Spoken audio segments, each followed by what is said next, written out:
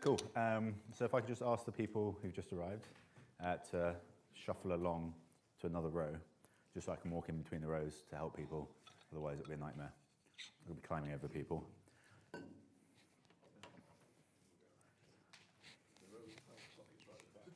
Yeah, I did say I didn't actually see the power sockets at first when I wrote the join instructions. So if people need power, just sit further back, you'll be fine. Cool. Right, let's get going. Hi everyone, I'm Tim. Did the talk on Tuesday. It was many hangovers ago, so at some point this week. So we just run a workshop. This is a 2-hour part of the the half-day workshop, of the one-day workshop, of the 2-day workshop, of the 5-day workshop that I have on Vapor. So it'll be quite condensed, but there's plenty of stuff on available online. You just chat to me afterwards as well if you want. There's some swag down at the front if you want stickers. Everyone likes stickers. These were the joining instructions, so if everyone's done that, that'd be great. If you haven't, this is what you need to do. You'll need latest version of Xcode. It has to be 9.4, otherwise you'll have compilation issues. And you'll need Homebrew installed. And then hopefully you can run that. So has anyone not managed to do that? Cool.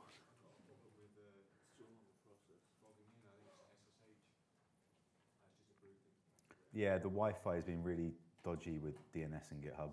It keeps on kicking people off. But if you give it a couple of goes, it might work. And then once you've installed the Vapor toolbox, you can just run Vapor new hello Vapor, and this will pull down a new project for you. And it will clone the template, and then you'll get a nice little ASCII art, and then you're good. Would that be in a folder, or should I? No, that will create a folder for you. You don't have to do anything. You can create wherever you want to do. And then once you've done that, if you do Vapor Xcode, we'll do that. Yeah, so if you do this, you'll create a folder for you, and then you do Vapor build and Vapor run. Vapor build will take a while because it's the first time it's got to pull down all the dependencies. And you saw how long it took the first day. It's about 2 minutes, I think, at the moment. And then you should be able to run open http://localhost/8080/hello, and that will take you to open up your browser and take you to that URL, and you should get Hello World back, and you've got your first Vapor app running.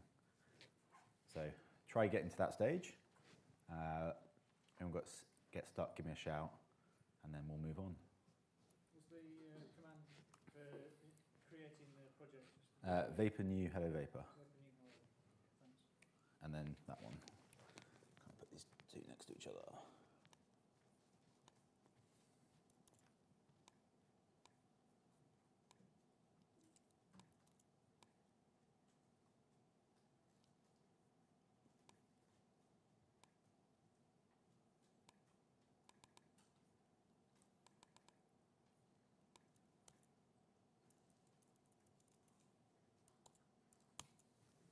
Okay, that's everything you need.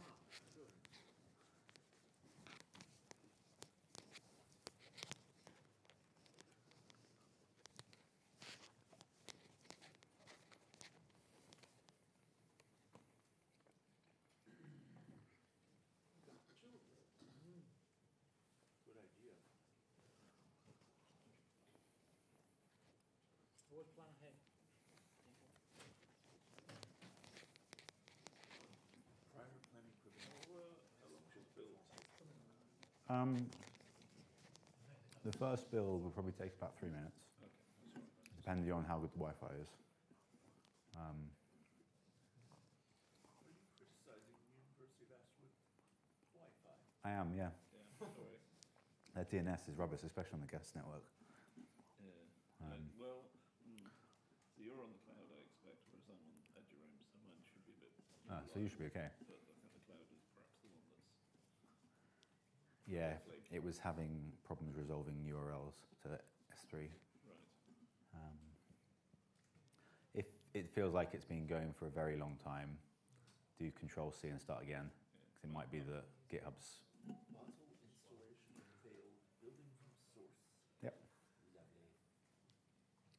And if you really want to do it, just do Swift run instead of Vapor. You can basically cut out Vapor build and just run Swift run, because in 4.1 that actually does everything for you.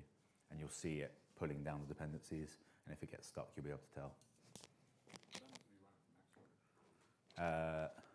You need to generate the project first, and then when you generate the project, it will pull down all the dependencies at that point.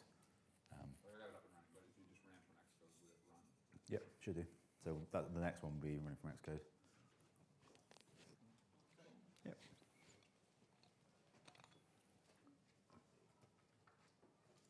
There's Perl code in here? There shouldn't be. Perl, configure, prefix, use the local, so. Oh, that'll be homebrew. Homebrew will be some Perl in it. I'm just feeling old. Has anyone actually managed to get the route working yet? Oh. Hey, well, all right. I just went to localhost 8080 and got not found. Oh, so if you go to /hello, you'll. Slash hello makes Yeah, the template needs changing so it works. back in a minute. Once it's built, how do you get it started again?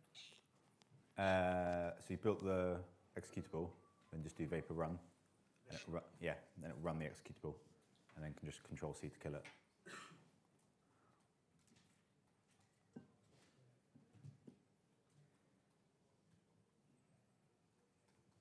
Is anyone completely stuck?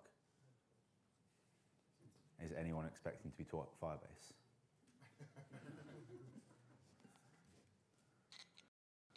Is it say address already in use? Because your Xcode binary is running is connected to the port 8080. So when you try and run it from the terminal and it tries to connect to port 8080, it can't bind to the socket. So you stop the Xcode one and then run it from the terminal, and it will connect. So once everyone has got this running, make sure you do Control C to kill the binary. Otherwise, you're going to have problems when you try and run it from Xcode in the next bit. Oh, it was cake. Shall I just bring cake into people? Yeah, if you could do that, that'd be very handy. If you walked into that one.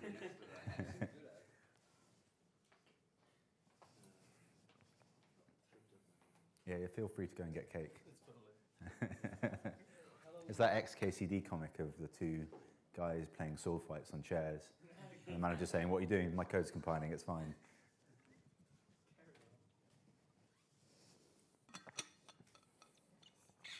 That's an awesome page.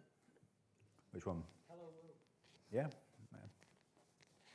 gets even better. Got to start somewhere. Got to start somewhere. All these good goodies. Well, it's Hello World, but it's Hello World really fast. You could service hundreds of hello worlds, well, thousands, hundreds of thousands a second. Right, is anyone completely stuck? I'm making it.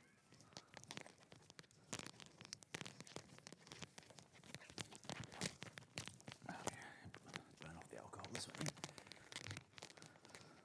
Did the competency suggested and Yeah, it's this fine. kind of stuff stuck here. How much time should I expect? Yeah, it's probably the Wi-Fi getting stuck on GitHub. Oh yeah. So that it has to pull down all the latest Does it work now? stuff from Homebrew. So you kill it, start again. I've just killed it and started again. It'll be fine. And it should eventually resolve everything. Cool. Take a picture of the. Yeah, I did. Yeah. It'll be fine. You can actually just ignore all the right, or most of the right-hand side, to be honest, because we're going to go into Xcode after this, so you don't need to run it from the command line. Anyone else stuck?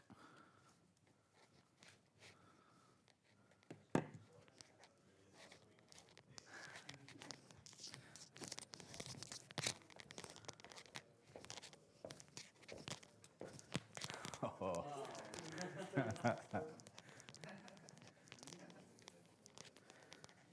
Team player right there. It's bring enough for everyone. There's one more outside actually. One more cake.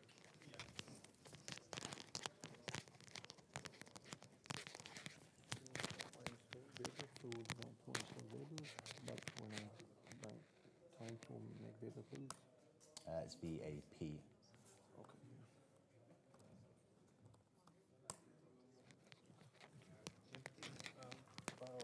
What was the app you were using the other day to test the API? Rested. Rested. Yeah, so if you just type rested app,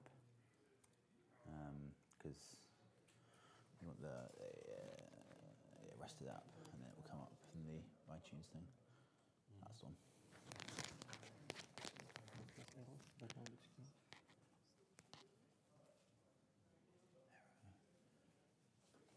You need to go, are you in the right thing? Have you run Vapor New? Yeah. So if you run the Vapor New command, because you don't have a project there. So if you do Vapor,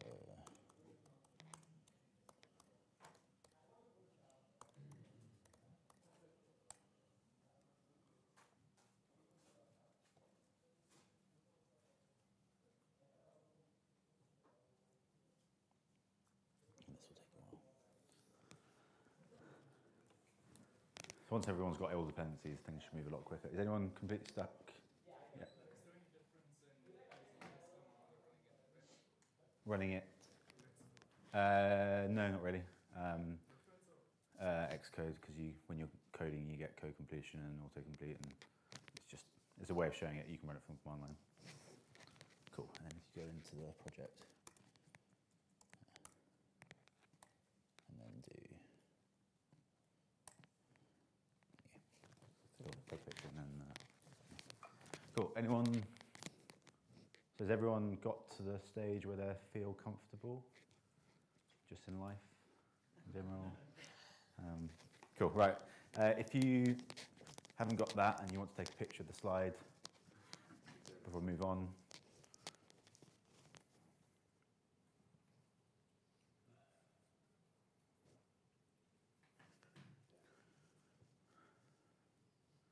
and I'll post the slides in the iOSDevUK Slack channel as well after this, so people can follow along, try again at home. Cool. So next one. So we've done Hello World. So if you do Vapor Xcode from the command line, that will ask you if you want to, it will generate you an Xcode project, and then you just press Y and enter, and it will open Xcode for you with your project, and then you can start coding as if you were doing iOS.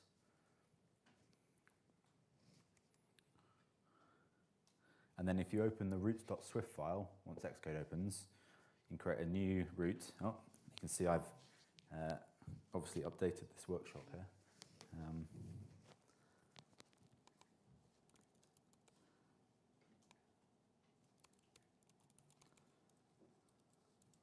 So we'll edit that out of the video. So if you go to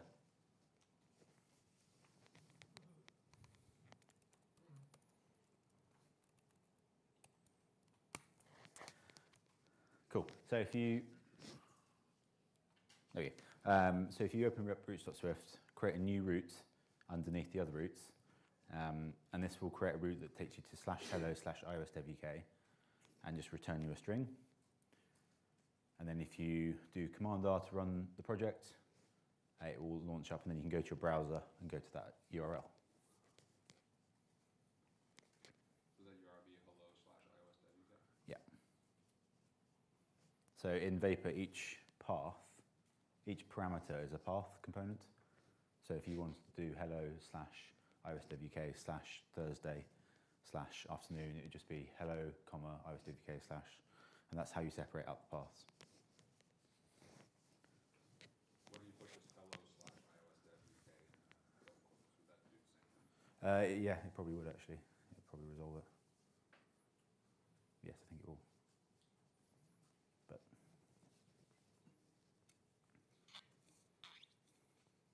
most paths are dynamic at some point. So.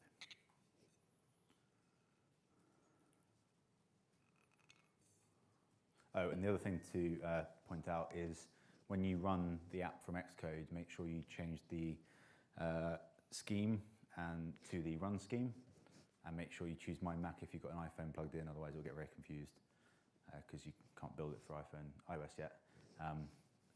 Otherwise you'll be running the framework rather than the binary, and it won't work. Should be running the hello vapor dash package? No, you should be running the run target. It's the little black. Yeah, it's the one that's the executable. So that's got main.swift in. On iOS, yeah. So there's a big bit of work at the moment to get, well, first off Neo and then Vapor running on iOS. So Neo can now run on iOS and iOS 12 thanks to the new network.framework. And so there's some work to make Vapor work. But then you've got to mess around with Swift Package Manager still at the moment. It doesn't work very well.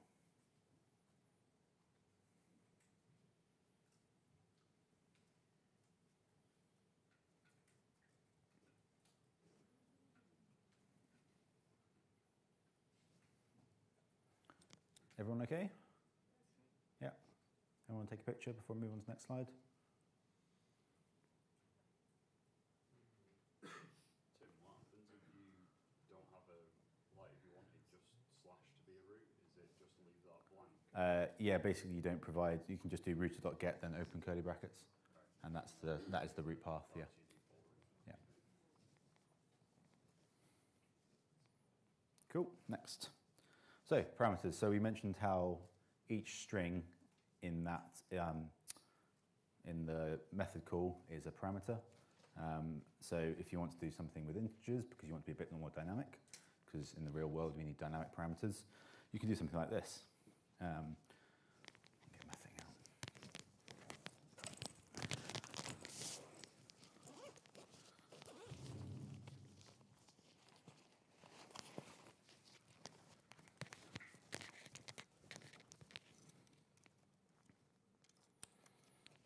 So if you create this root in roots.swift, what you can see is, this wakes up.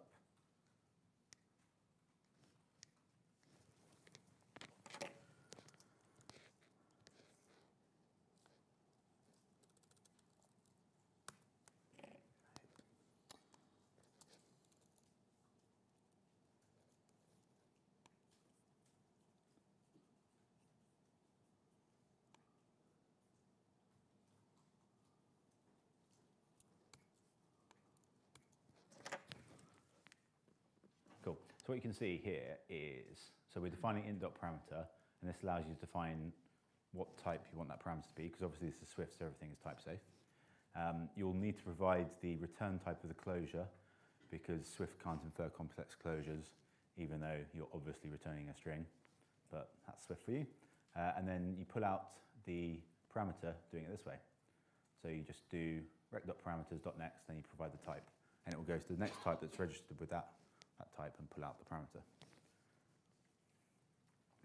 So if you have two ints, you'd have to run that next twice Yeah. to get to them. Yeah.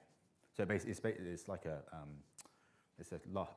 first in, first out queue, and it basically just pushes and pops the stack, and you can reset it if you need to. But for most cases, you just do each one, pull it out, and then you're good to go.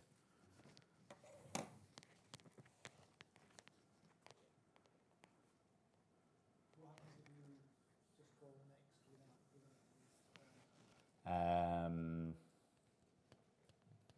I would have to look at the code. It might work if it's only got one parameter. I think if it has multiple, it might get a bit confused. And also the compiler won't know what the return type is for count. So it won't know. you could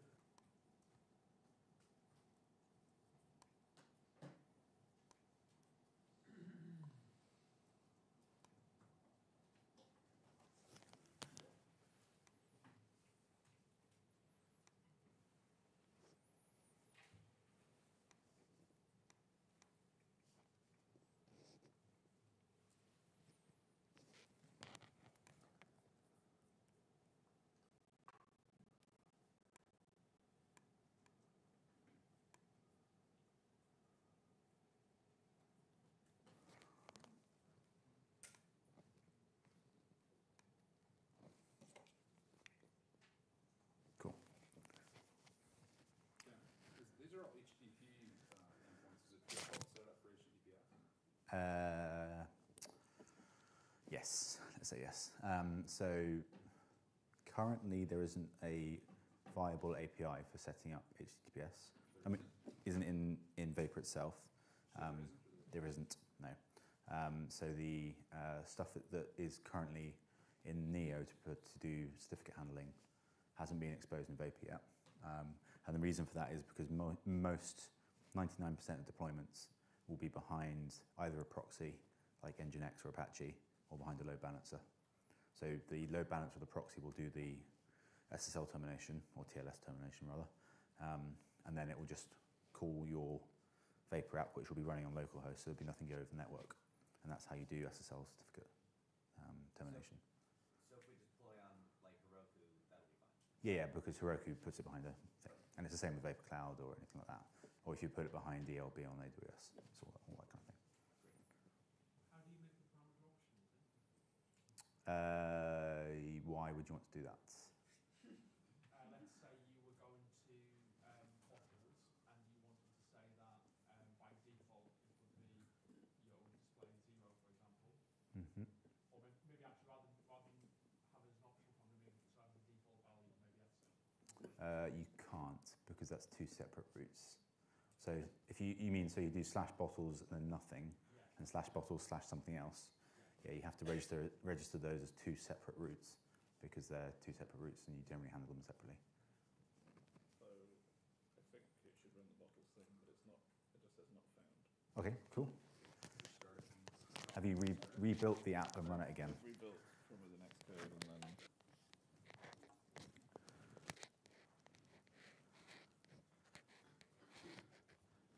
Anyone stuck? Well, we'll see. I haven't come back to the command prompt, but it's claiming there's an error on UI time and change time. Oh, yeah, there we go. Oh, wow. Yeah. Just let Okay. I know what you need to do. Yeah, so you need to hit Control C. Yeah, you did. Okay. So it's trying to install it and it can't. Okay, cool, that's fine. So if you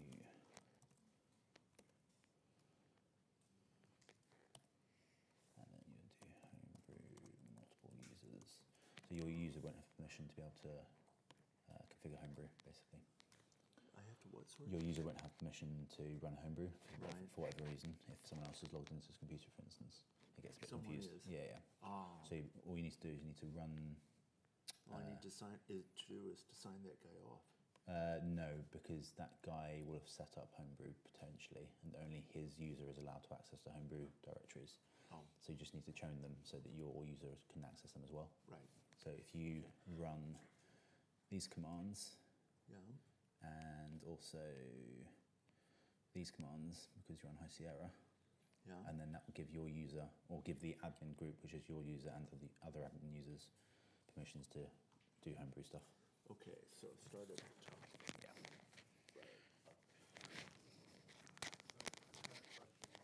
Yeah. So if you have a longer URL, so just say bottles /99 /the/. Fallen down, yeah. So when you do this rec.parameters.next Yep. itself, you would just call that a second time to get the second? Yep. Yep. So each parameter you add, it adds them in order, so it just adds them to a queue effectively. And then when you call next, it will just get the next one off the top. So some sort of iterator keeping Yeah. track of Yeah, there's an iterator. There's a yeah, and then you can reset that iterator if you want to go back to the start of the thing. How do you set that loop? So I have two parameters. Yeah. If I want to read back to the first parameter, how would I reset that? Off the top of my head, it will be rec.parameters dot another thing dot reset, something like that.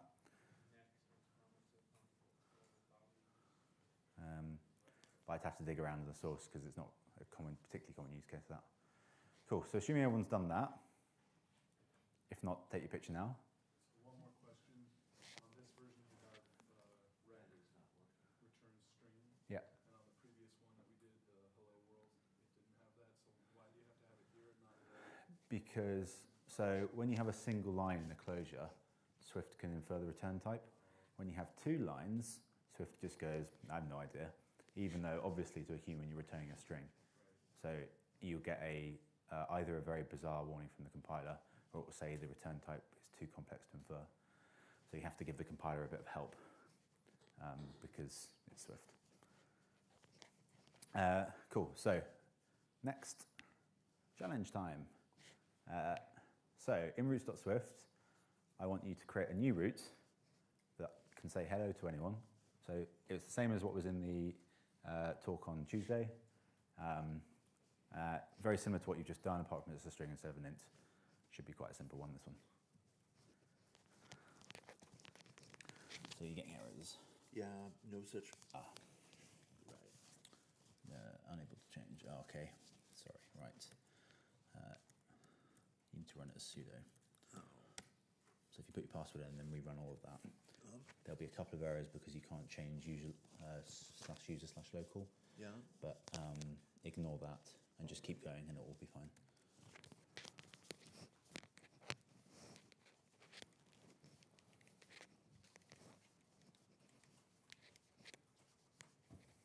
So guys who just arrived, do you need help getting started? There's PowerPoints at the back if you want to go up there. And I think I've got the slides for another conference that I can just point you at. You can go through them.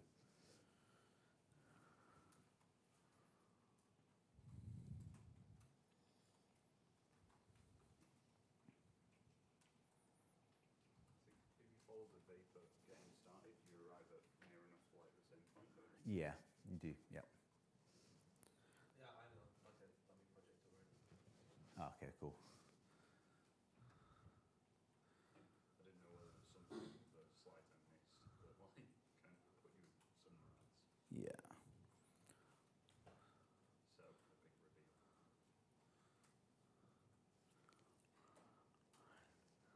So I'm just going to post the slides of this workshop from AltConf in the Slack channel. So anyone's either behind or just arrived, you can start stepping through those. And then just replace AltConf with iOSDevUK and pretend it never happened.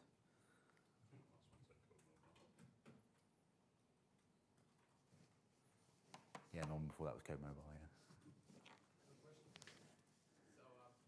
what's the priority between the roots? Like, we have like hello, and that we previously had hello iOSDevUK. Mhm. Currently it's taking by default first the hello iOSDevUK, like the static roots, Yep. and only then the dynamic roots. It's whatever order you register them in with the router. So it will.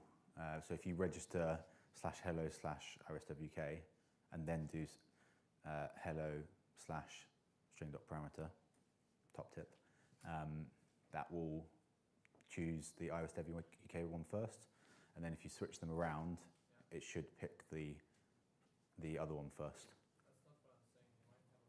You might have a root. Yeah, I mean I could be wrong. It's been a long time since I've dug around in there. I don't want to say this, but Is it the opposite of what I'm saying, or is it just? oh, well, it doesn't matter. It's always taking the static one, or I'm doing something wrong. That's also possible. So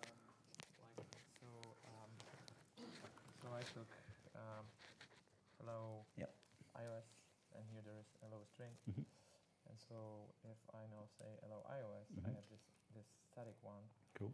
And so the other one works as well. But so now you would say it's because of the order. So Yep. so that would make sense. But I just reverse the order now. And so that's still working. And here it's still taking the. I was wrong. But I don't know what's the logic behind it, so to say. If you open up tryrouter.swift, TRIE, TREE, router.swift. Yeah. That's the routing logic for how it determines what to route to where. Ah. And you can dig through the code there. Okay. That's the great thing about Vapor is it's all open source and everything's there. So if you want to know how it all works, you can. Sorry, was the outcome of that it essentially ignores something that was registered? So what I've now got there is the first one is hello with a parameter, the second one is hello iOSDevUK. Yep. If I go to hello iOSDevUK, it gives me that one. Yep. And if I go to hello Steve, it Yep. gives me Steve. So in effect, if there is a route that matches, it ignores the parameter. It looks like it does, yeah. Okay. For whatever reason. It'd be in the routing logic somewhere. Yeah, I mean, that is a bug in your registration, and perhaps it should throw up an error or warning saying, Root function and try router, they go like check the constant first, and once they're done, they say no constant match, check for dynamic members. Okay, cool. So it does constant and then dynamic stuff afterwards. Yeah, I hope there is a way. There won't be, and it'll be because of performance reasons. So that router's had a lot of work to make sure it's efficient.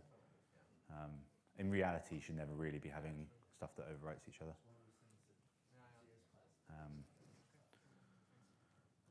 Has everyone done this? Yeah. Everyone not have a clue what's going on? Cool. So the answer should look something like that. You can inline it all if you want, or make it more complicated, whatever. But that's what the answer should look like. Sorry, can I just check what you were saying? Yeah. The ordering doesn't matter, it's going to go for the most explicit. It goes for anything that's got a static constant, so i.e. a string. And then once it's gone through that list of registered roots, if you can't find anything there, it will then look through the dynamically registered stuff, like string So no matter parameter. where it appears, it's going to go for the explicit definition first. Yeah. And then dynamic. But if you did two roots that were /hello/ iOSDevUK, two static roots, you would. You shouldn't be coding. Yeah. I mean, but if you have massive files, you might lose it. Well, yeah. But it will go for the first one, that one. I imagine that as these things get more complicated, you might have things included from elsewhere as well. Yeah. But if we get time later on, we'll go through how to do things like controllers and routing and make it a bit neater and easier to understand. Okay, so that was routing. Can look at JSON next, because most of us will be using JSON with our iOS apps. So I want you to change the bottles route to return some JSON. So instead of returning a string, you return the new struct bottles, and that bottles conforms to content. Content is Vapor's wrapper around Codable, basically. And for the most part, that's all you really need to know about it.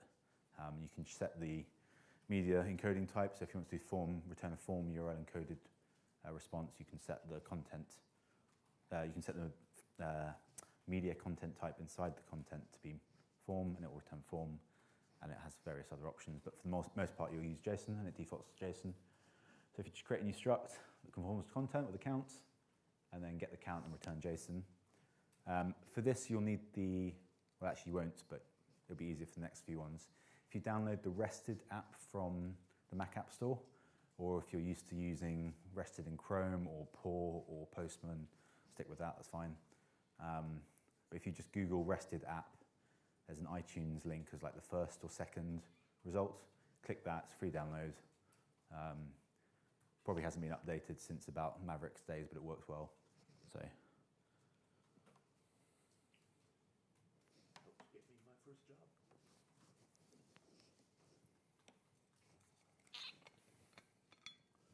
iOS job.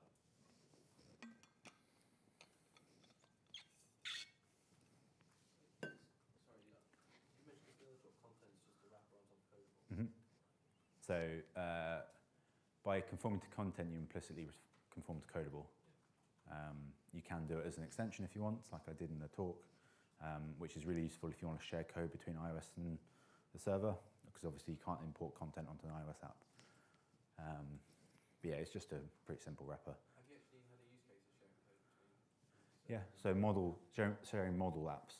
So it's kind of like a stepping gap to protobuf, or even with protobuf as well. So if you want to have a shared repo that has all your models in, or at least your publicly facing models, you then share that with the iOS app and share that with your server app, and then you can just send and receive them and never worry about how they actually look, because it's all done by Codable. Obviously, if you're doing Android, then you have to work it out and stuff. But you could just share it, and then you don't have to worry about sending it. Sorry, what package is content in? It's in either the Vapor package or the core package. Okay. If you just open content.swift, it will tell you where it is.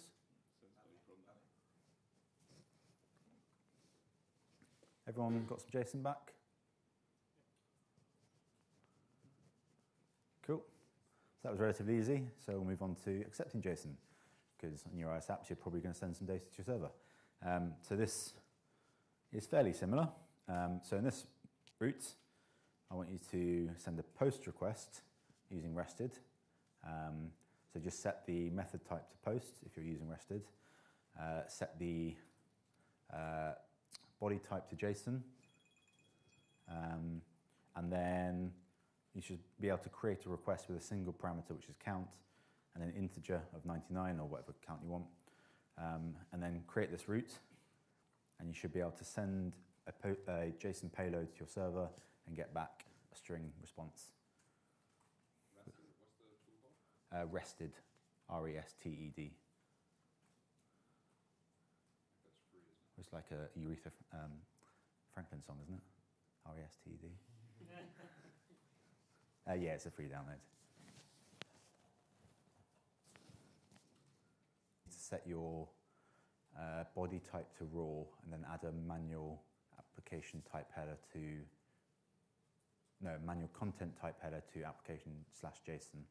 Rested will automatically do that for you. So when you send it in rested, if you look at the actual request that gets sent, you'll see the content type header's been set for you because you set it to JSON. But with Postman and I think POR, you have to do that manually. So that may trip you up if you get things about no content type registered for plain or something like that. Or no decoder registered for plain.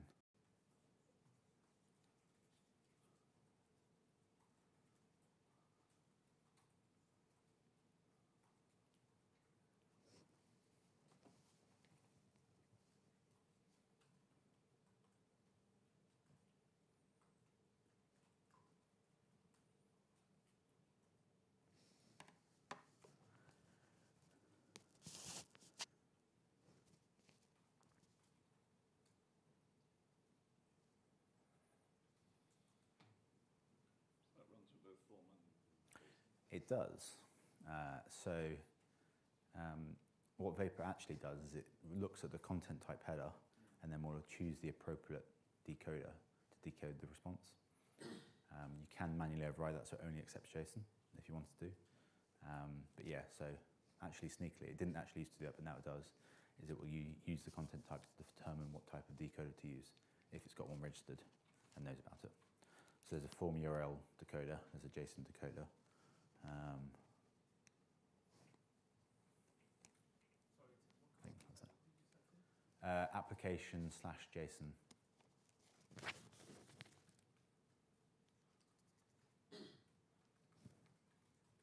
So is the bottle string is the path thing in this one? Yes, it's just /bottles. Yeah. So, yeah, I should probably actually explain that. That's a good point. So in the talk I did on Tuesday, I used the sync decode, so you can manually decode the thing. You can also use decode, which makes more sense, but decode returns a future because you might have streaming data, and so you have to wait for all the data to be streamed before you decode it all. So what you can actually do is use the post type at syntax, and that will just do the decode for you before it calls into your root handler. So it's just a bit of syntactic sugar to stop, to avoid having to deal with a future for one level at least.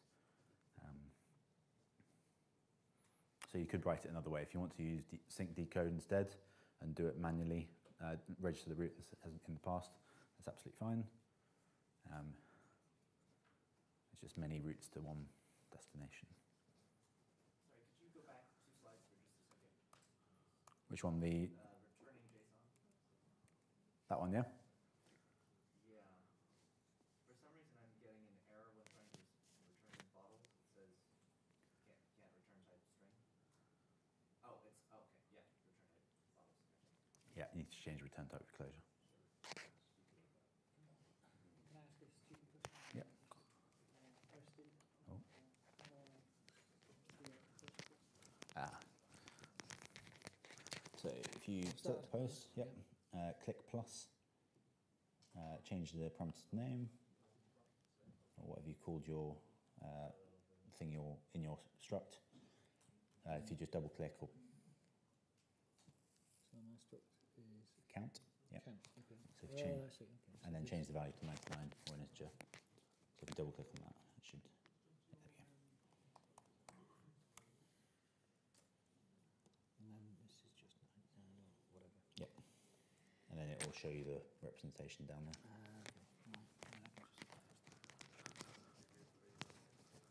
just sending the JSON. Yeah.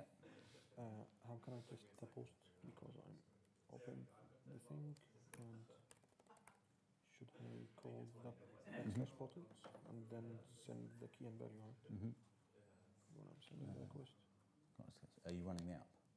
Yeah. Okay. Should I run it again? Yeah, give it a go. So the next one is to combine those two. So I want you to create a route where you send a post request to user/info with your name and your age or what you'd like your age to be, and then return some JSON with a message with the name and age in it. So it's basically just combining the last two tasks. So could you go back to the slide again? I'll just Yep. So if you want to take a picture now.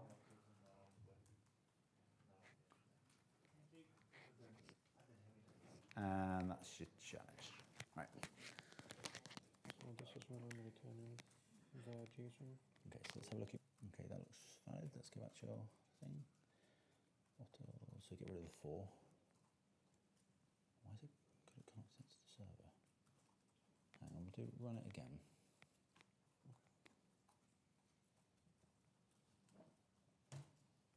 It's already connecting to the localhost because I tried this Okay. example and tried it. That's working.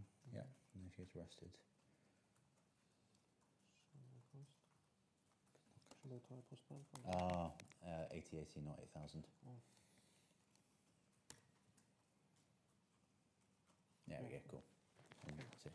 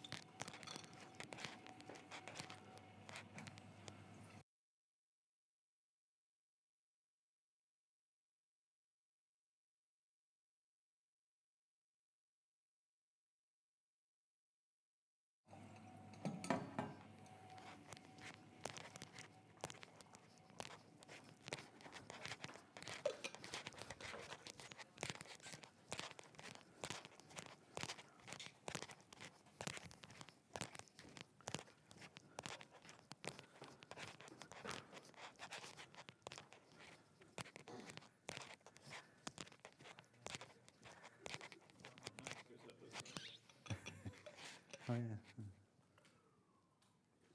So I've got I'm getting decoder now. Required for Okay. So things int, and if you go to your rested request that you're sending, I'll press enter. There. See. Everything, well, it's rested. It has quite a few bugs in it, but it's the best free, easy to use thing. Unfortunately, it just hasn't been updated in a very long time.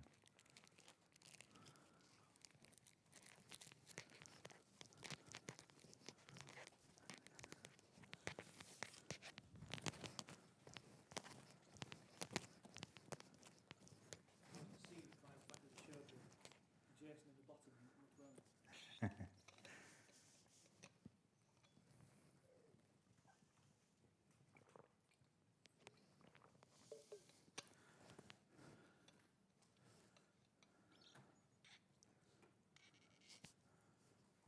Has everyone got there? Anyone stuck? Couple of minutes, another minute or so.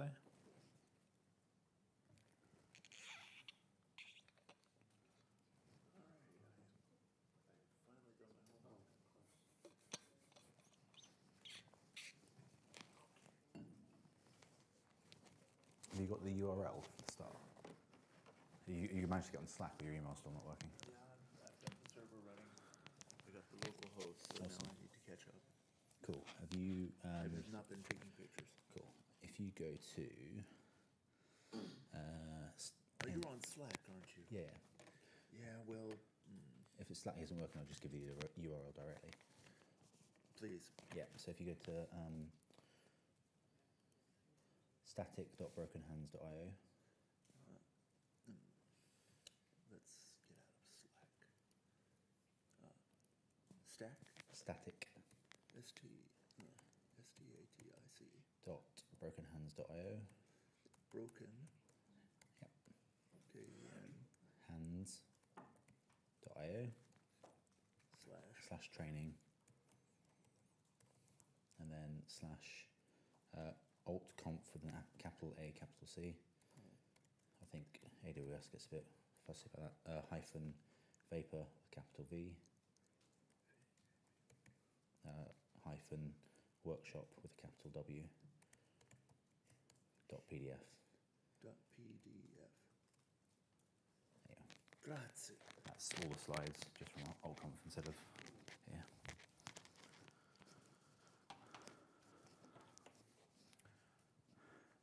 Everyone good to go?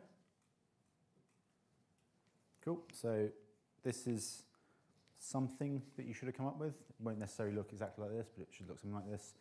So you define two new contents, or two new structs that conform to content. One is for your incoming, which is your user info data.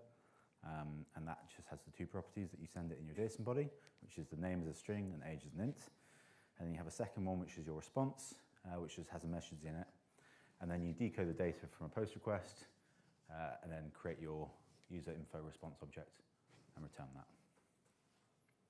There are other ways to do this. You could do decoding instead of using the decode root sugar, but it should look something relatively like that.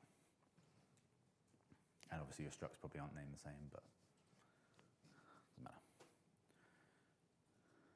Cool. Okay, lecture time. We need to talk about asynchronous stuff, because at some point when you're doing Vapor 3 work, you're going to hit upon the asynchronous nature of Vapor and have to learn how to deal with futures. So the reasons why we choose an asynchronous framework are, as we all know from trying to do stuff on the main thread on iOS, blocking is bad. We don't want to do anything on the main thread that we can avoid, because it will just slow down your application. And if you're slowing down your application on an iOS app, it's not the end of the world, because you only have one user. If you're slowing down a server application where you could potentially have 1,000 users, you don't want to be doing that. You will have limited resources, even on a server. So even the most powerful servers have limited amounts of resources. And what you could do is spin up a new thread for every single request that comes in. And some of the frameworks do this. The trouble is, every time you spin up a virtual thread, you have to allocate some stuff in RAM, you have stack space for that thread, and eventually you're going to run out of memory. And it will slow you down. So switching between threads, especially virtual threads, is expensive. And you also have to ensure things like thread safety. And thread safety is hard. So Vapor gets around this by just saying there is no thread safety at all. So when you have a request, that is your thread, or that's the worker, which is a single thread, and everything in that request is done on that thread, which means you don't have to worry about making sure that you have thread safety throughout your request, which is actually quite a nice solution. So what you tend to do when you have something that is an asynchronous operation is you use a future and a promise. So effectively what you do is when you say, get me something from the database, is you provide a future with a promise to say that when that operation from the database comes back, I will execute this code. And so that's how it basically works, and that's why it works. So in a synchronous world, when you make a request, let's say you make an API call, and then you get a response. That's how it works. Generally, that's how we kind of think things work. If we compare it between an asynchronous and a synchronous framework, is we make a request, make an API call, let's say. That API call takes a long time to come back. And in an asynchronous world, what we can do is just put that down and handle the next request that comes in. And let's say this one makes a database call. And so we wait for that to come back and put that down again. And then we have another request that comes in. And this one just returns a string. It could be like a health check. It just returns OK.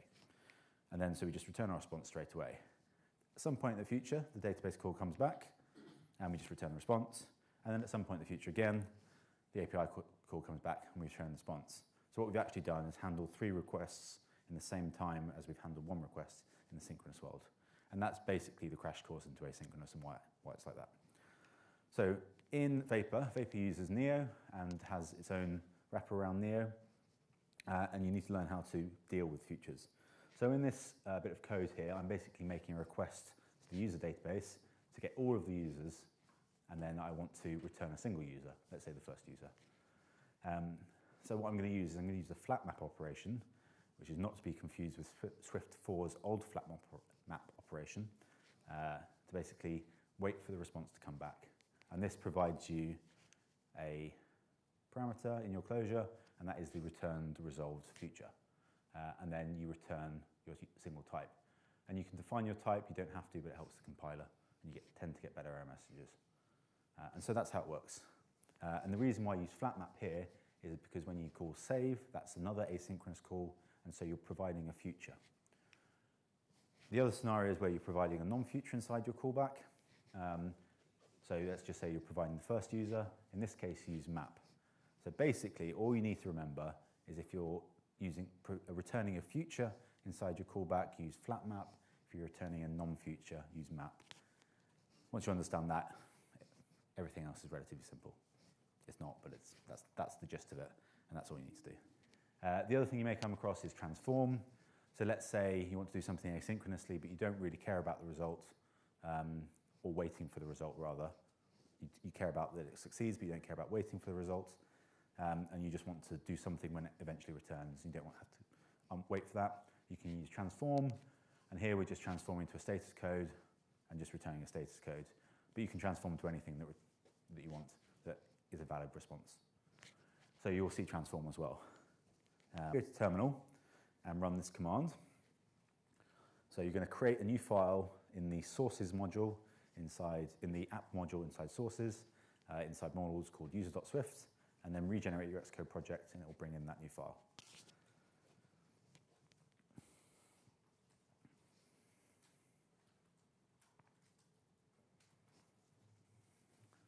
Could we just create it next to it? You could do, yep, that is a valid way. The only problem with that is that Xcode by default doesn't put the file in the right place. So you have to be very careful to make sure you put the file in the right place. Because if you don't, when you regenerate the project the next time, such as adding a new dependency, you'll actually just lose that file, or it will be in the wrong target, and then your compiler gets very confused. Or what you'll do is it will work fine locally, you'll push it up to your Linux repository, and your Linux server, and it won't compile. So until Swift Package Manager and Xcode play a bit nice together, which hopefully will come next year, it's easiest to stick to the command line, but you don't have to. So once you've done that, let's create a user. So this is identical to the one I created the other day, but essentially import Fluent and Vapor, or Fluent SQLite, because this is going to be an SQLite model. Then create a new class that conforms to Codable. You want an optional integer and make sure it's a var, because obviously we're going to save things to this and update it. And then you have two properties, name and username of the constructor. And then add two extensions for SQLite model and content. Does this have to be a class? It does not, no, you can use structs. But there's a very religious war around whether you should use classes or for models. If it's a SQLite model, then potentially something writing. If it's the value semantics, you could have two of them writing to the same. Yeah, it makes sense to use a class, but some people got very offended when they were told they couldn't use a struct. So yeah, you can use a struct now. I see you have Fluent SQLite. Do you have like a Postgres? There's Postgres and MySQL, and there's a community package for Mongo as well. Awesome. And the other thing, someone on Tuesday asked me about the ID in the parameter, and I think I didn't quite understand what they were saying, because Ross tried to explain what he thought it was. But someone was asking, I could be right, it could be wrong. So someone was asking, how does it know what the ID is for the parameter? And so it will use the ID automatically for the parameter. But how it knows what the ID is because SQLite model expects an integer, an optional integer, or int, called ID. If you want to have a UUID, you can use SQLite UUID model. If you want to have string, you can use SQLite string model. If you want to use something other than ID, you can. You can just conform to model, and then basically provide the key path to your ID, and then you can basically have whatever you want. So some of us who use SwiftLint and don't really like two-letter properties, you can have user ID or something like that. So you can override it completely if you want.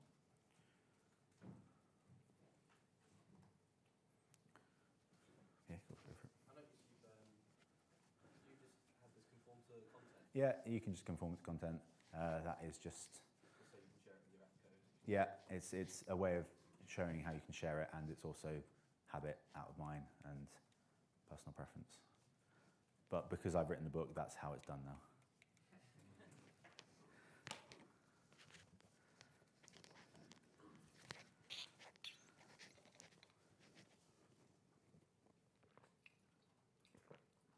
getting an error on my extension line that says user does not conform to protocol SQLite model. Do you have, does it conform to Codable? Yes, Does it have an optional int of ID? it does. Is it a var?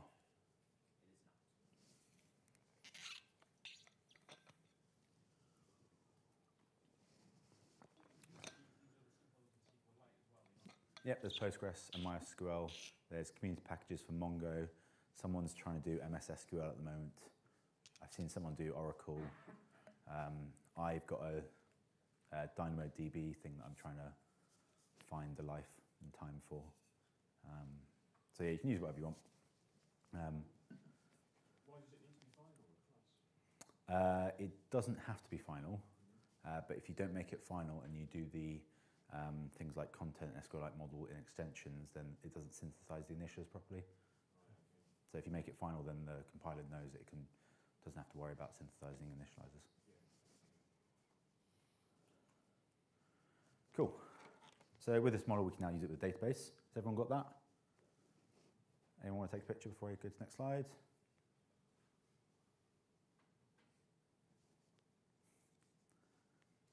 Cool. So let's talk about migrations. So in the kind of server world, a migration is a way of changing your database.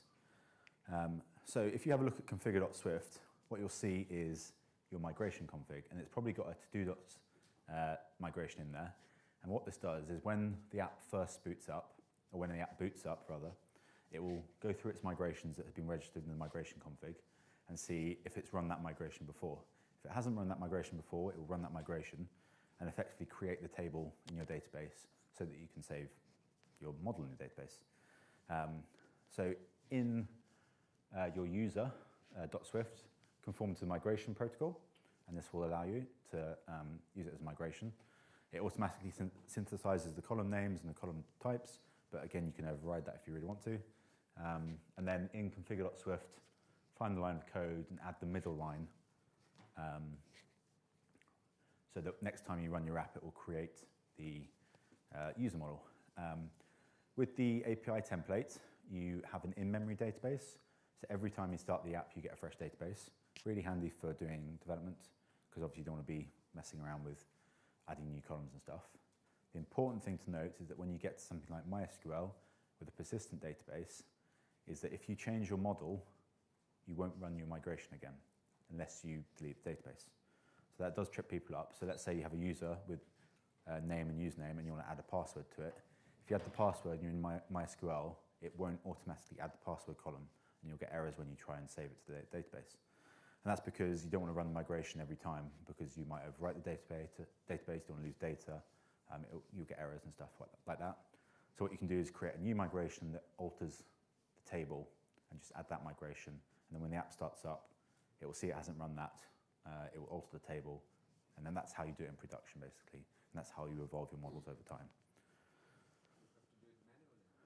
You can do it manually if you want, but you create a new type that conforms to migration and implement the migration methods, which are prepare and revert. And then in prepare, you can get the database and then modify the table of the user and add a new column.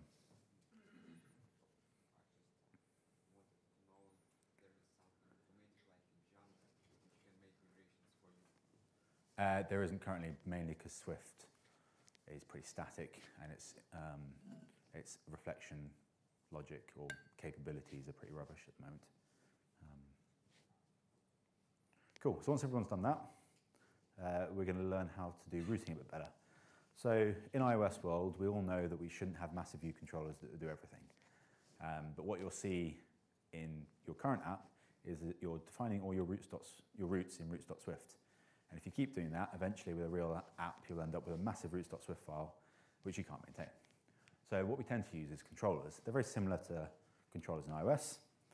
So if you go ahead and create a controller in the app module, there's already a controllers directory there, and then you regenerate your project.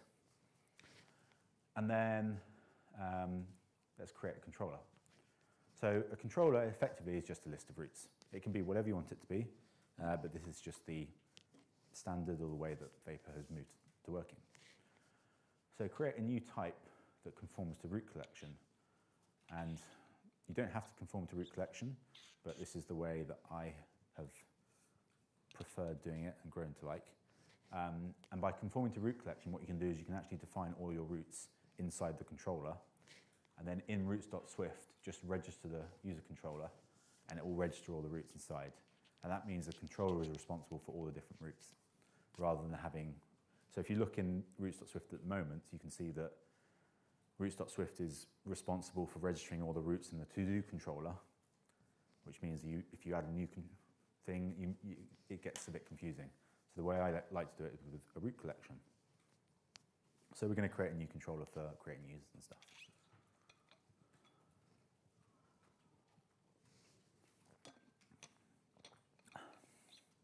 And the root collection protocol purely defines a boot function, and that's what the router will call down to say register your roots with me.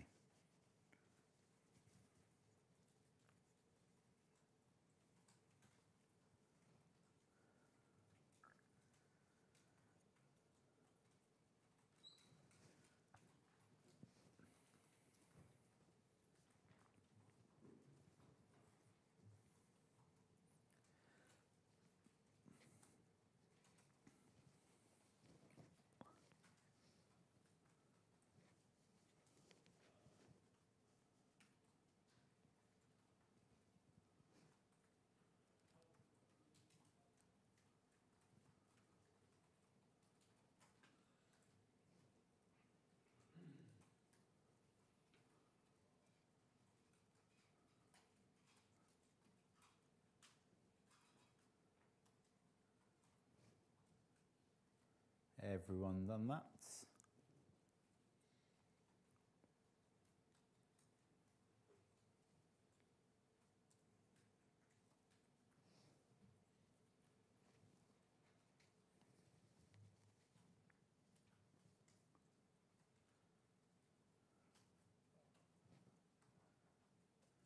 Has anyone not managed to get that? Raise your hands now. Or, cool.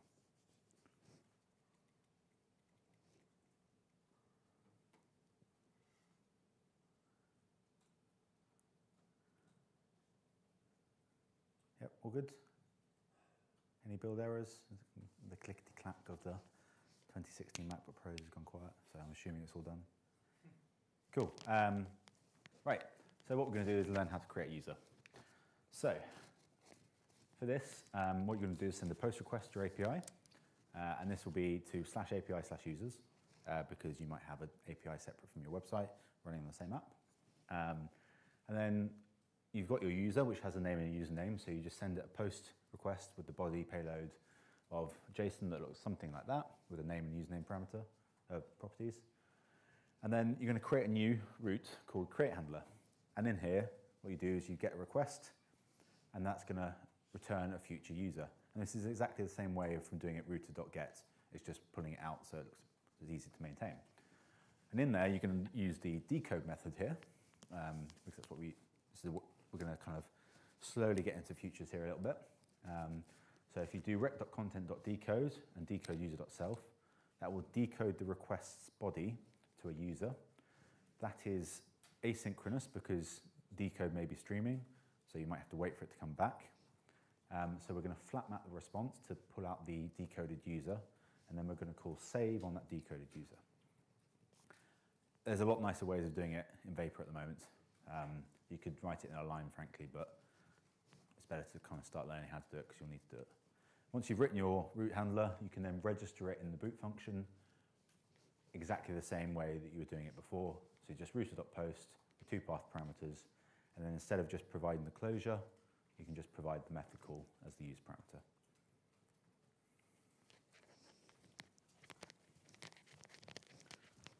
What are you about to call me? No, I think I found it. Nope, could not generate Xcode project. Okay. That's me. Are you in the right folder? You are not. Have you created a Vapor New thing? No. So where are you on the? You're there. So you need to run Vapor New. I did that. Where do you do that? Well, I did.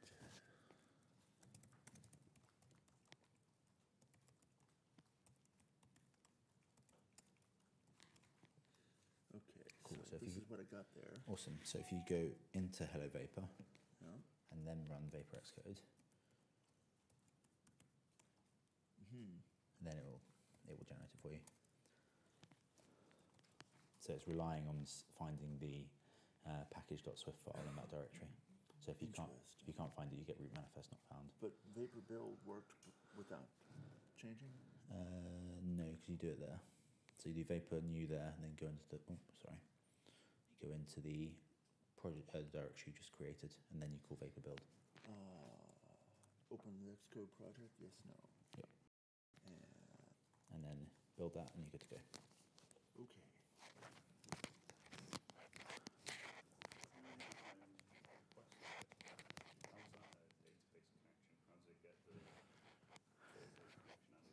So a request is not actually a request. It is a request, it's a wrapper around a request. So inside a request, you have what's called an HTTP request. That's your actual request. But request also contains the worker, which is the thread that your request is on. So when you call save on request, you're basically providing it the thread that you want to do the save on. And on the thread, you can then get the database connection out of the thread or the worker, and then that's how it works. So that's why you pass it through. So you'll notice in a lot of Vapor's API and third-party packages API, you basically pass around the request everywhere. And that's because you need to pass this thread around everywhere so it has something to do some work on. And that ensures that you don't have to worry about being thread safe, which helps speed you up and ease your code.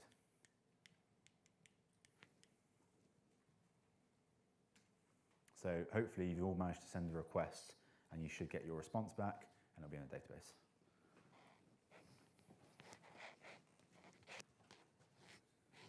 Where we can check it's in the database? There is in the next slide. If you have an SQLite browser, you can open up the database.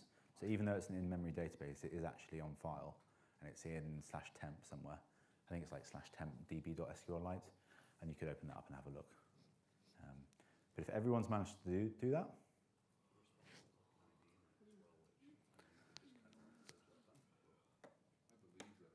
yeah, just want to be sure that it works, yeah. I mean, the slides are on Slack if you want to have an actual resolution thing that you can copy and paste code as well. Cool. So next one, we're going to get all of the users from the database. And to do this, you can send a GET request to /API/users. And inside there, you're going to create a new, inside your user controller, you're going to create a new function or root handler called getAllHandler. And in there, you're going to create a new query on user and just get return.all. And that returns all of the users. And then just register it in API users. And this one returns a future array of users because you're returning an array of users. It might be an empty array, but it'll be an array of users.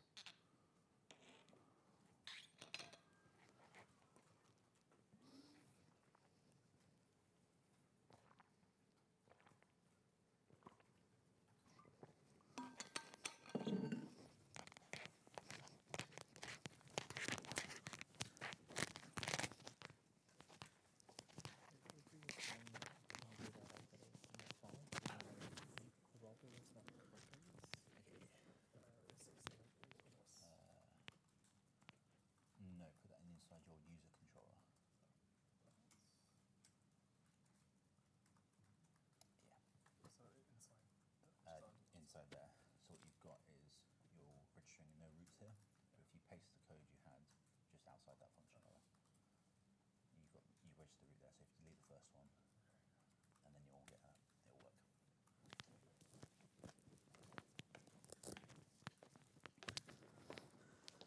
So because it's an in-memory database, you need to send the post request again, unfortunately. And then you can send the get request, and you should get your user back. And then you can confirm it is in the database.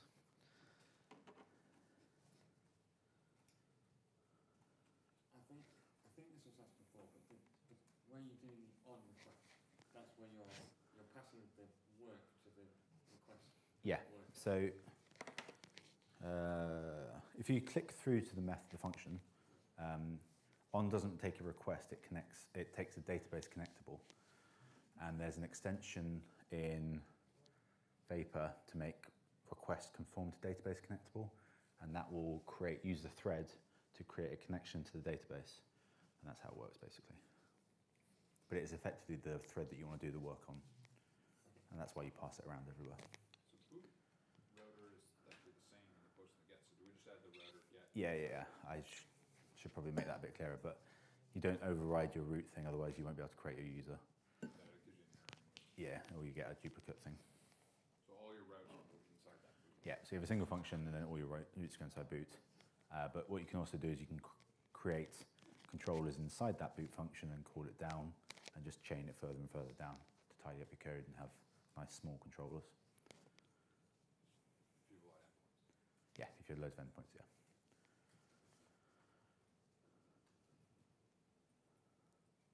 I think in routes.swift it is a boot function anyway. I might be wrong.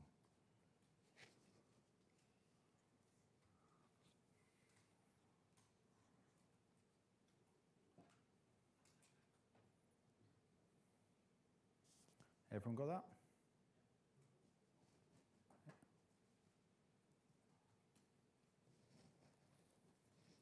Anyone want to take a picture before we move on? Or look at the slides in Slack? This goes in the same controller. Yeah, everything's in user's controller. So just, don't overwrite the first boot, just inside the original boot, add the new router thing. Is there a way to sort of have a router that is basically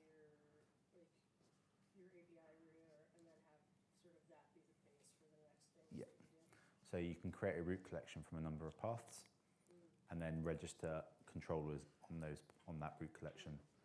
Yeah, so you don't have to do API users in each route. Cool. So next, we're going to get a single user from the database. It's a bit of a challenge for you. The hint is here, make user conform to parameter. So the other hint here is you don't really need to know most of the database stuff you've just done. But what I want you to do is create a new route inside user's controller where you can send the request to /API/users/their ID and get the user out. So you might want to look at the code you did in routes.swift about an hour ago, because that's probably the bit that's going to help you.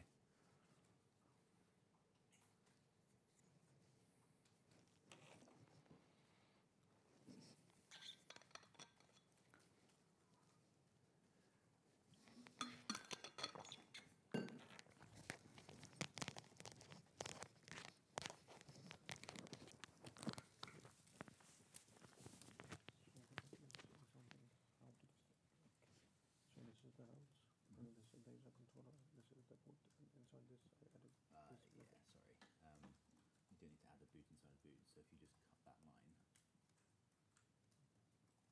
and put it there, and then get rid of the internal boot. Okay.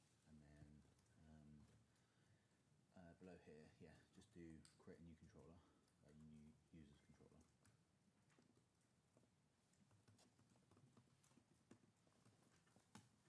Cool. And then do try router.register. Sorry, you want collection to the other one. So router.register collection. Yeah, and then pass it the user controller. And that will call down into the boot function, register your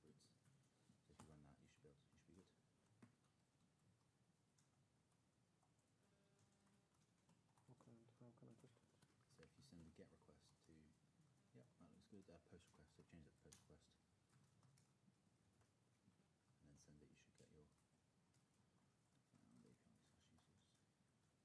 You've called it user instead of users. So if you just change that to user. So it's empty. I didn't add anything there. Why is that not saving it? Let's have a look at your create handler.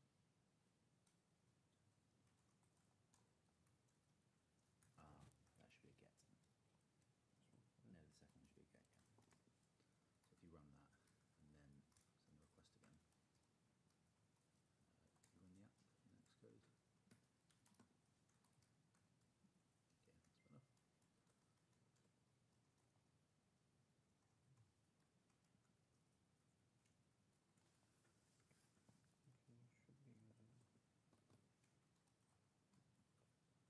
should be using. What's your user look like? Is it a name and yeah, name and username?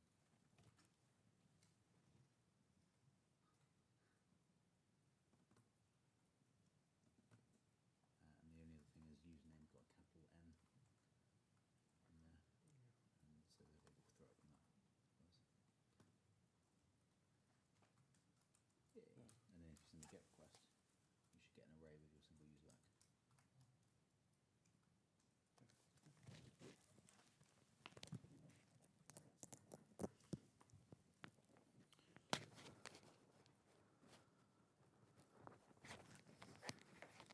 Anyone manage to do it?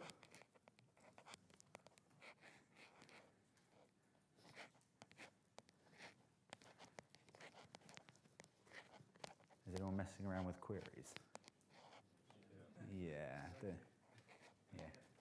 Okay, cool. So I'll show you the answer if everyone's trying to do a query.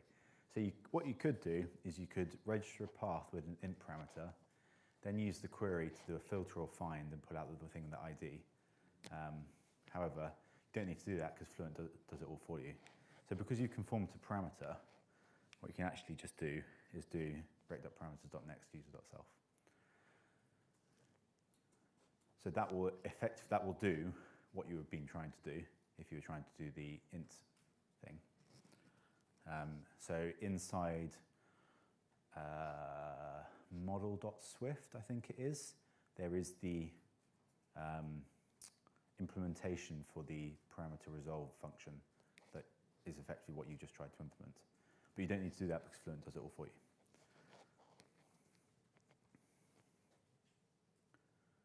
Is anyone completely confused? The other thing that confuses me is the third parameter there is a user.parameter, Yeah. not an ID, not like an int. Yeah. So it will, by default, if you conform a model to parameter, it will always use the ID type. So if you have your ID of type of int, then you pass it an int in your thing. If you're using a UUID, you can pass it a UUID, and it will decode that to a UUID and then do the selection from that way. So it always uses the ID type.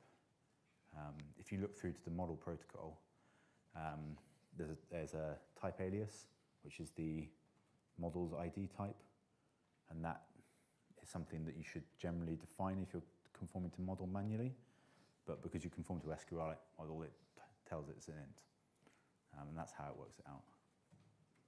But if you wanted to change that to a string or UUID, you could do it manually if you wanted to. So at which point is that invoking the lookup to the database? Outside the function call, well actually no, when you call parameters.next, it will try and resolve that parameter, and that calls through to parameters. So the protocol parameter has got a resolve function on it, and it will go through to model's resolve function, which is an extension, protocol extension of model. And at that point, it's when it does the database lookup. So it will get the path from the URL, which will be an integer, turn that into an integer, and then do a database lookup using find, which looks up via the ID. And then if it can't find it, it will throw a 404. Lots of magic here. There is a lot of magic there, yeah. You could do it all manually, but there is a lot of kind of big smoke and mirrors with lots of people running behind frantically. Yeah. This one especially is a very sneaky hack because it implements the function, but because Fluent doesn't know about Vapor, because that you can use Fluent with, say, Katura, and you could use another database ORM with Vapor. It implements the function, but there's no compiler checking that it implements the function. It's only when you add that extension does the compiler check that it's implemented, and that's because and that allows you to do the empty automatic implementation of parameter. So that's a bit sneaky, but it works. So user, when I do extension user parameter, I basically create a class called user that extends a parameter. Yep. Well, when you do extension user parameter, it extends your existing class, which is already a model, to parameter. Oh, right, the user model. Yeah. So you can only conform models to parameters. Right. So if it wasn't a model, you'd have to manually implement the resolve function yourself. Right, so it's the model table in my database. Yeah. Slick. Yeah, it's nice. Does it break? The only time it's broken is when Fluent was updated. No, when Vapor was updated and changed the way the signature of resolve, and Fluent was waiting on the update.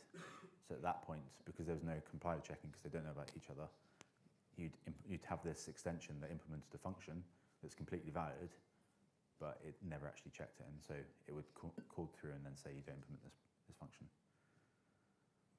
Any questions before we move on? Yeah, the retrieval is based on the ID. Yep. So if you want to retrieve by name, You'd have to implement it manually, basically. So you could override the resolve function in parameter and basically override the default implementation of resolve, and then pull out the name as a string and then do the filtering yourself. or you get all of them. Yeah. Search. Yeah, but you don't really want to get all of them from the database, because if you have, say, 10,000 users, you'd have to load them all into memory. So it's much more efficient to do the querying in the database. Agreed. Yeah. Could you have more than one primary key in your model? You can't have more than one primary key, but you could have secondary keys. So you can make your username unique and indexable and put an index on it. And then, yeah, you could get a fast lookup in the database that way. But you can only have one primary key, at least in SQL. No SQL is a little more. I think DynamoDB, you have a primary and secondary key, but they get hashed together, as it works weirdly. Cool. So to update a user, this one is a little more involved, and there isn't a kind of nicely defined way of doing it. But the general way of doing it is you effectively send some data to the post request with the updated user details in, and then you decode that data and then update the existing user, which you pull from the parameter, and then save it back in the database. If you wanted to only update a single field, you either need to create a new content type that has a single property on that you want to update, or you need to go down into the depths of the decoding and pull out the single parameter. So you don't have to use Codable to do decoding. You can actually manually do it, like I did with the query in the search thing on Tuesday. You can see I used the subscript there and told it to look for a string at a key. So you can do that if you want to as well.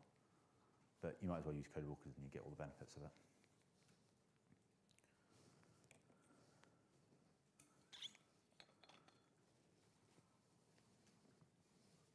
Do you ever found the need to separate out the incoming API type and database type? Yeah. In a real app, what you'll usually have is you'll have model definitions that are for the database, model definitions are for the public API, model definitions that are for internal stuff, and you just have mapped to each other. So lots of adapters, which you should be very good at being on iPlayer. Abstractions of everything. Yeah. On that slide, Yep. that router.post is the same as what I've got for the create handler. Does that need the user dot? It's root.put. Or is it because the update handler's got it in? This slide here, Yeah. you mean it says put. So it's the put function. Oh. So in rested, in HTTP you have get, post, put, patch, delete. I think that's it. The kind of main HTTP methods. And in the REST default standard, put is for update, post is for create, get is for retrieve, delete is for delete. So this, the put, okay. So it's a different HTTP method. Yeah, you would need the So because you pass it in as a parameter, does it need to be at? hang on a minute, what have I done there? User.parameter. Yeah, no, that code is wrong. Yeah, no, that's completely wrong, that code. Sorry about that.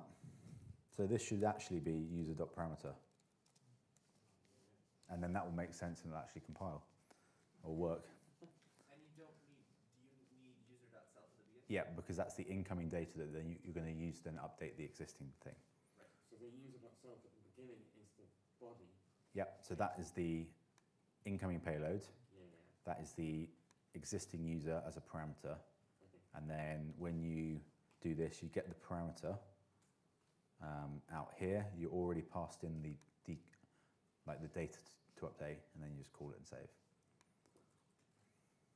And that's just a convention, is it the updated user parameter name? This bit here. No, in the parameter list, you've got request and then updated user.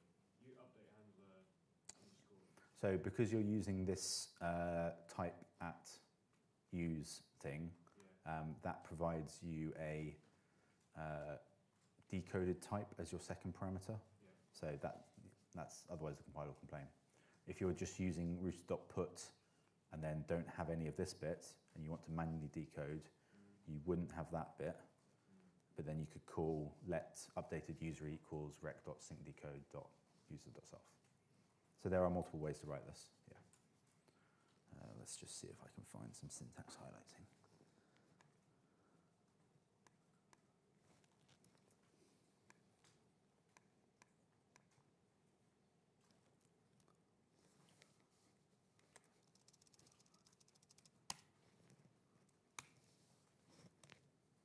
There we go. There is the correct code for updating a user, I think.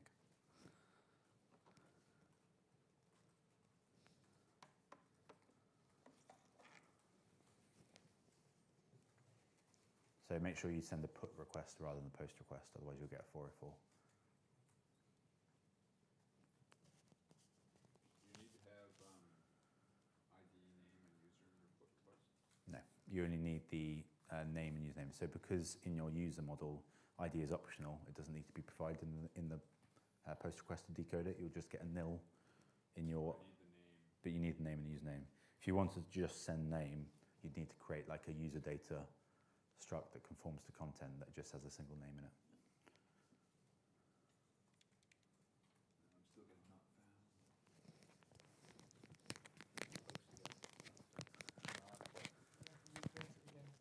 Have you run the app?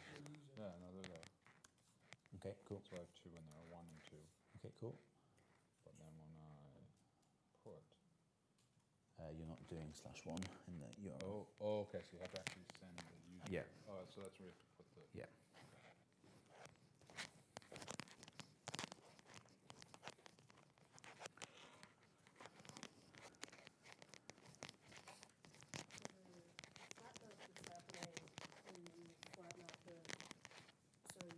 Request parameters next to user Yep. self, and then you flat map again to user self.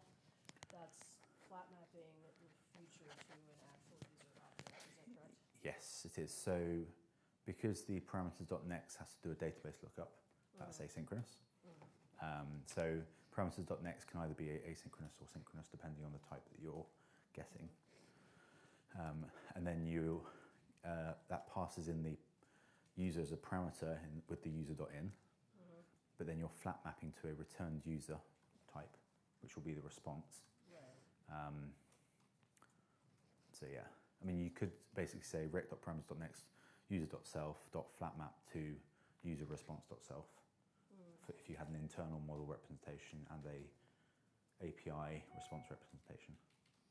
Yeah, it's so, I think the main thing I was trying to figure out is like you're calling next, you're passing in one thing, and then you're calling flat map, you're passing in the exact same thing. Yeah. But so if next returns a future with the user, Yep. flat map basically, Waits for that user to come back. okay. It's a resolved future. So .nextUser.self returns a future user, and then flat map inside the closure returns the resolved future, which is the user. And this is where the asynchronous fun starts. Eventually, when it clicks, it makes sense, but it can take a while to click. Yeah, haven't really worked with futures before. Yeah, if you've never done asynchronous or future and Yeah, promises that's stuff. very synchronous, but not Yeah, if you've never done futures and promises, can be really confusing. So can the future contain any other value than the actual value? Like can result in a fail, basically? Yeah, so a future can either be successful or failed. And by default, Vapor will, well, if it errors, Vapor's default error middleware will catch that error and return a suitable response. But if you wanted to catch the error yourself, for instance, like 404, you could chain a catch map to it, to the flat map. So you do .flat map something, .catch map something. And if, say, you got a 404 because the user didn't exist, you could then handle that error yourself and return like a customized message to the user, like provide the correct ID, you idiot, type thing. Yeah, is this functionality the future flat map catch map in the Swift NIO or Vapor?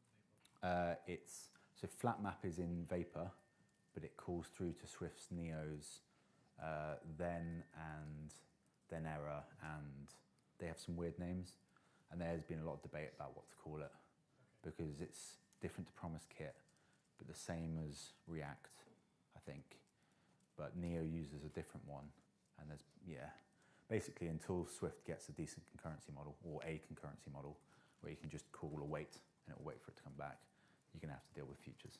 But hopefully in Swift 6, there'll be a concurrency model, and you'll just call, it will be let user equals try await rec.parameters.nextUser.self, and it will wait for it to come back automatically. But that's Swift 6 or Swift 7, and that's what the concurrency model is, basically.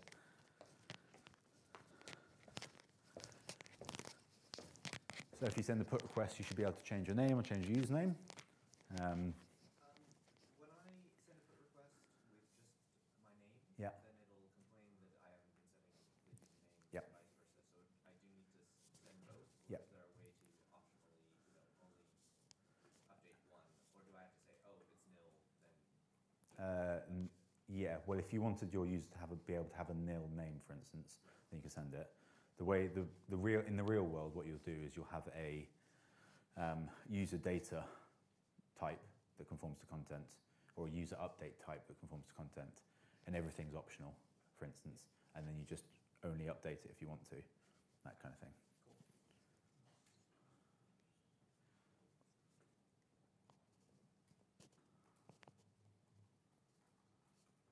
Anyone want anything explaining, or still writing code down? Most people stop typing? Move on? Yep, cool. So in a CRUD app, you have create, retrieve, update, and delete. You've done create, you've done retrieve, you've done update, so we're going to do delete. This one's actually a bit easier. So it's very simple. It's the same parameters again. You're going to send a delete request this time to /API/user/1. You're going to pass it the user parameter, and this code's actually correct this time. And then in your handler, you're going to get the user to delete, and then you're just going to call delete on it. When you call delete, what you generally tend to do when you return a response is just return a status code, because there's not really much point returning a user object that you've just deleted. You could return a message or some sort of thing like that. So in here, we're just going to transform the result of delete to .noContent. The other bit about this code is you'll notice that you're not actually flat mapping the parameter, even though it's a future. And that's because Vapor has extensions for create, save, and delete to work on futures. And if you click through to that, what it actually does is unwraps it with a flat map and then does that. So it's a bit of syntactic sugar to help you avoid having to deal with futures. That's all. So you get your user, you call delete on it, and then you transform the result to no content, which is a 204 response, which has no body. And that indicates to the client that it was successful, but there's nothing to say, basically.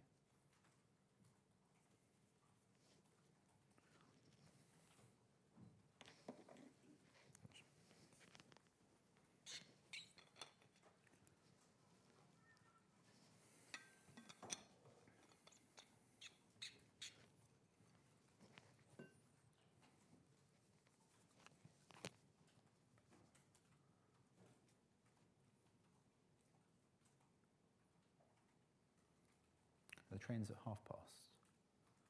Yeah. So we finish at 3, that should be enough time for people to get down.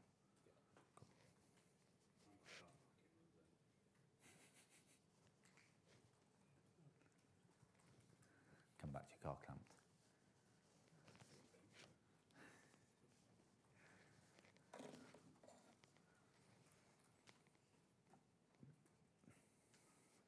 So if you delete your user and then try and get it again, you should get a 404 because the user won't exist anymore in the database.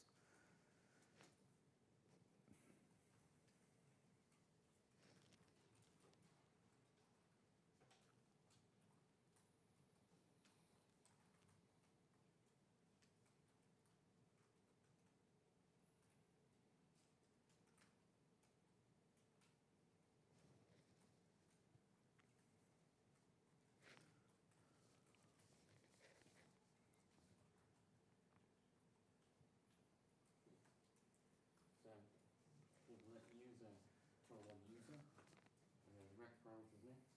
Yep, It's still selecting Swift's type inference is really rubbish. generic parameter people, not people. Yeah.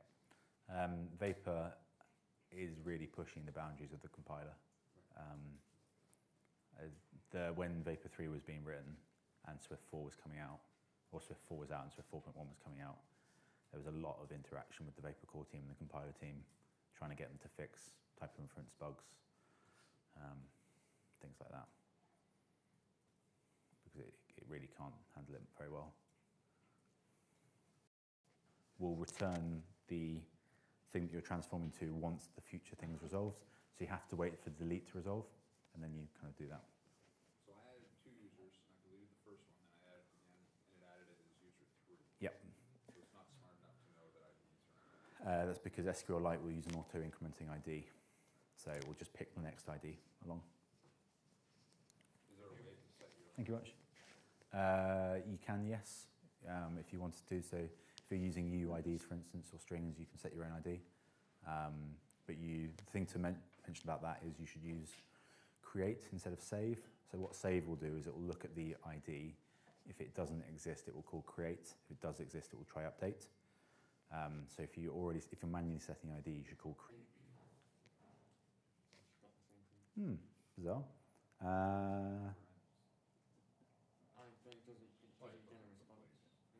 It just hangs. Hanging. It might be SQLite or something is wrong. It has deleted it. Now I've cancelled the request. It's deleted it, but it never returned. Never actually resolved the request. If that's reproducible, that's a good bug report to put on Vapor's GitHub. Because that sounds dodgy. It might be the transformer. You might have to, if you flat map it and return the status type manually, that would work, but then that would point to a bug. And that really shouldn't be happening anymore. Yeah, it's done it again. Yeah. I know. So the final thing to mention, because we're kind of getting to the end, is root groups. So like Ellen was mentioning, you don't want to be defining /API/users for every root, because that's a way to go wrong.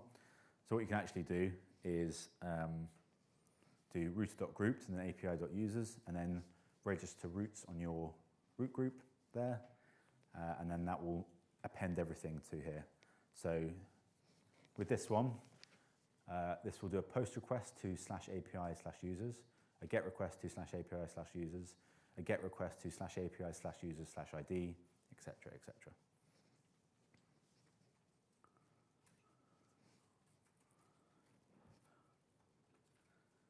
And then that just saves you having to write it out and then you make mistakes, etc. Although obviously you've got tests for every root, so you pick it up straight away.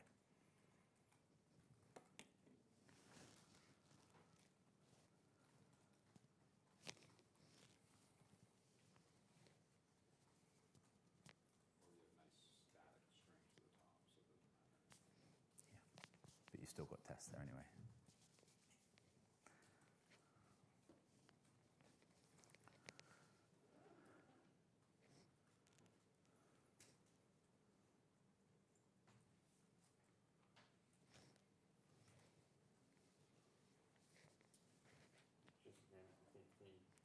user root dot put needs the. Yep, it does. Yeah, yeah, that's a good spot. It's almost like I didn't check this code. You'll update your tabs. And that should go there, and then that goes there. Oh, that should be at. That delete request just finished. I think it's what it's doing is it's saying this is what Java's like, Yeah. and then you find. Lovely.